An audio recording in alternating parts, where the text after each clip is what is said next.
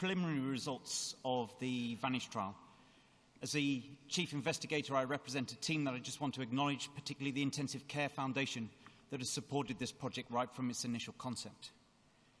My disclosures are shown here, and I acknowledge the funding of this trial from the NIHR, a Research for Patient Benefit grant, and a Personal Clinician Scientist Fellowship. They just asked me to point out the views are those of the investigators, not necessarily the Department of Health in the UK. Also want to acknowledge the team that was involved. You can see their names listed here. I do want to just highlight one person, Neeraja, who was the trial manager for this, and she played a fundamental role in making this trial a success in very trying circumstances. Initially, the birth of premature twins, and then more latterly, her own serious illness, and she can't be with us today. I just want to say thank you, and I hope the treatment's going well. So vasopressin, in health, it's involved in osmoregulation, but in shock states, it acts as a vasoconstrictor, binding to the V1 receptors. And the heterogeneity of these V1 receptors has led people, particularly their distribution around the kidney, suggesting it may help maintain renal perfusion. Ever since the relative vasopressin deficiency has been described in septic shock, people have been interested in administering it as an alternative vasopressor.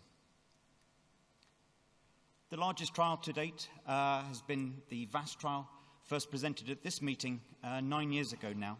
And just to remind you, patients were randomized who already had established septic shock to either a blinded infusion of vasopressin up to 0.03 units per minute or norepinephrine. And for all comers here, you see the primary outcome, survival. There was no difference in mortality between the two groups. However, there was one planned a priori subgroup analysis based on the dose of norepinephrine at baseline in patients in the less or more severe shock groups. And there was a significant mortality reduction in the vasopressin-treated patients in the less severe shock, and absolutely no difference in the more severe shock.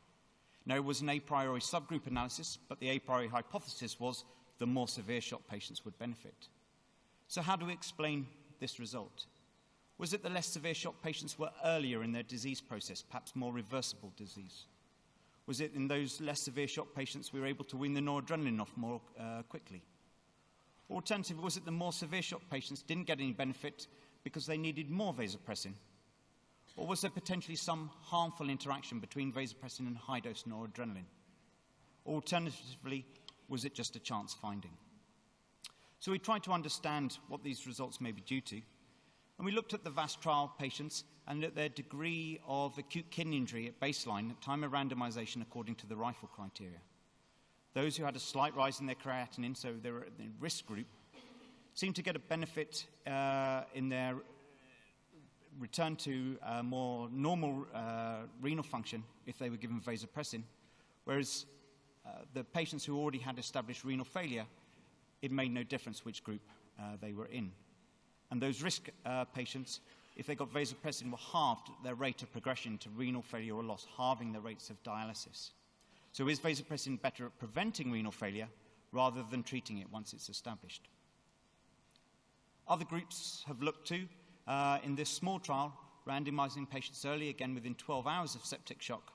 They gave patients either vasopressin up to very high doses, 0.2 units per minute, or norepinephrine, and you see that creatinine clearance was significantly improved in those who were treated with vasopressin. There was one other interesting result that came from the VAS trial, and looking at the potential interaction with steroids. If the physicians gave you steroids and you were in the vasopressin group, there was a significant mortality reduction. If, however, you didn't get steroids, the survival curves are the other way around. The noradrenaline arm tended to do better. So is there a potential interaction with steroids? So we felt that there were a number of unanswered questions about vasopressin use. Should we use it earlier? Should we use it in higher doses? And should we use it in conjunction with steroids? This was the rationale behind the VANISH trial. Our primary aim was to answer the question, does vasopressin reduce renal dysfunction compared to noradrenaline when used as the initial pressor in adult septic shock? And then secondary, is there an interaction between vasopressin and corticosteroids? The trial was a factorial 2x2 double-blind, randomized controlled trial.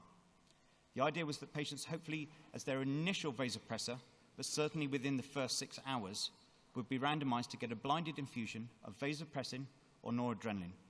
The vasopressin would be titrated up to a maximum of 0.06 units per minute, or a dose of noradrenaline. When that first blinded study drug infusion had reached its maximum rate, the patients then got the second half of the randomization, which was either hydrocortisone or a matching placebo. This was 50 milligrams intravenous bolus given every 6 hours. If after receiving the first dose of that second study drug, the patients were still hypotensive and needed more pressor support, then open-label catecholamines could be added in. As the patients recovered, those open-label catecholamines would be weaned off first, and the blinded infusion of either vasopressin or noradrenaline would be the last pressor to be weaned off. In view of the timelines involved in randomizing patients urgently into the trial, we were given a deferred consent permissions from our independent ethics committee. The inclusion criteria are fairly simple. Adult patients with septic shock defined as having sepsis and requiring vasopressors after fluid resuscitation. The exclusion criteria were that you had to be enrolled into the trial within 6 hours of the vasopressors starting. If you happened to be on ICU when you developed your septic shock, this had to be your first episode of shock. If you needed steroids for another reason, you couldn't obviously be randomized into the trial. And our primary outcome was looking at renal failure, so if you had end-stage renal failure already requiring dialysis chronically, you weren't eligible for the trial. The other exclusions are listed there. I'm not going to go through them all. And if you want to see the full protocol, it was published last year, and you can see all the details of the trial there. Our primary outcome measure was renal failure-free days, or the number of days alive and free of renal failure after randomization up to day 28. Our definition of acute renal failure was stage 3 of the Aiken criteria, which I've summarized there.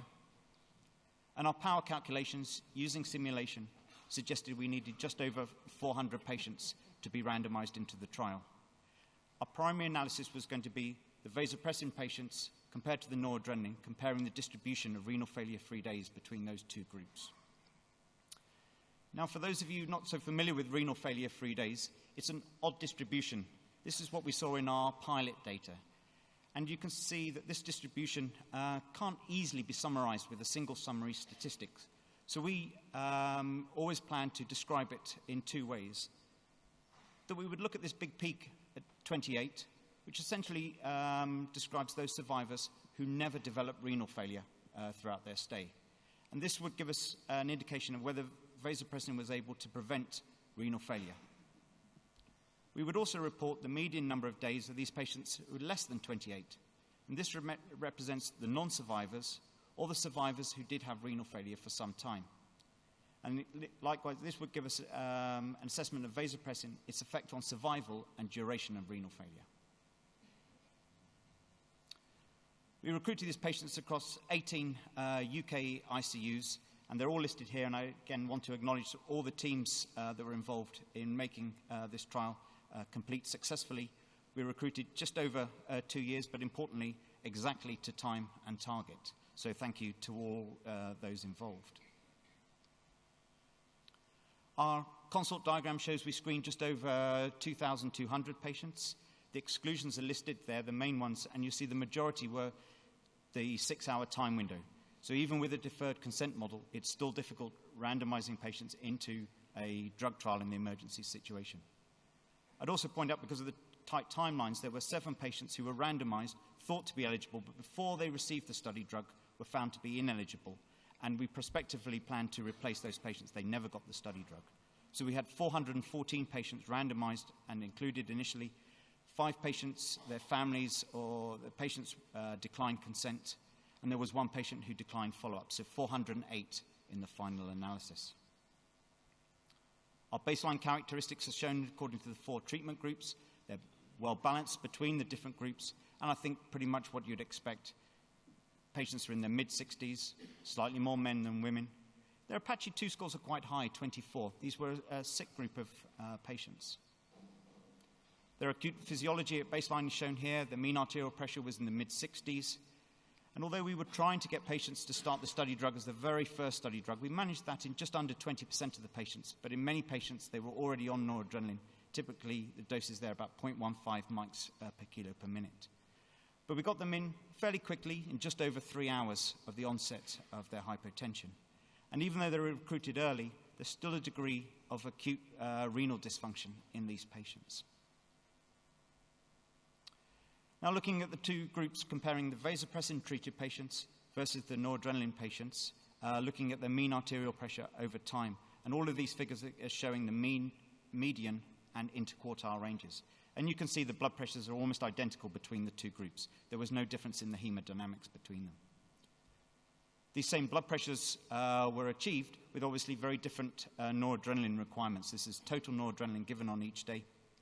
And you can see vasopressin, as we would expect, spared noradrenaline use. The fluid required by both groups of patients, again, very similar on each day, no differences there. And the lactate levels, again, similar between the two groups, no differences. Looking at serum creatinine over time, you can see that on each day, the median value for the serum creatinine was lower in the vasopressin-treated patients than the noradrenaline-treated patients. But our primary outcome measure was renal failure-free days, and this is the distribution according to those 4 treatment groups. And I just remind you that our primary analysis was comparing all the vasopressin patients, the top row, versus all of the noradrenaline patients, the bottom row. You can probably tell by looking at the distributions that there isn't a big difference in that distribution. And when you test it statistically, there is no difference between the distribution of renal failure-free days in the vasopressin-treated patients compared to the noradrenaline-treated patients. We said we would describe it according to those other 2 summary statistics, that survivors who never developed renal failure, very similar in both groups, 57% versus 59%.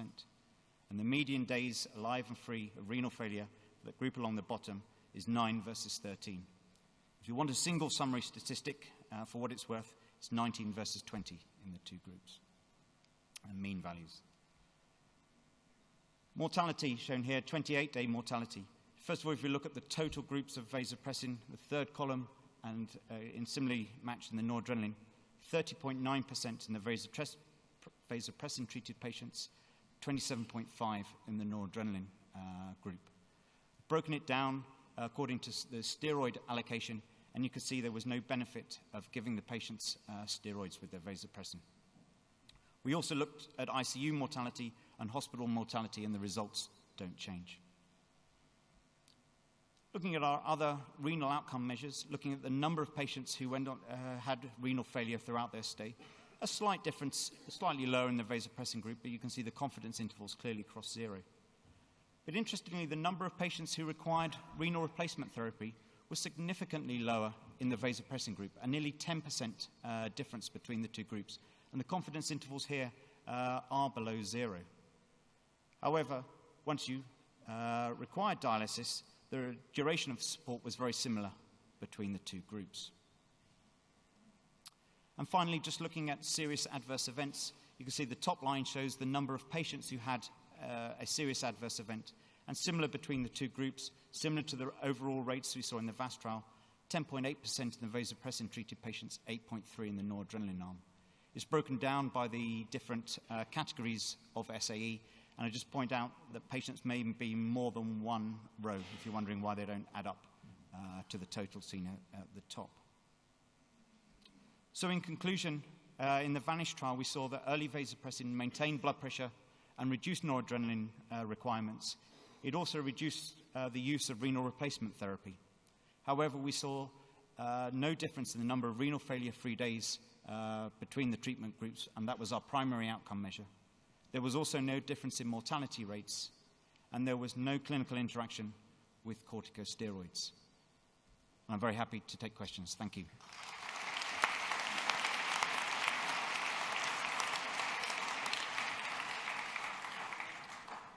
Paper's open for questions.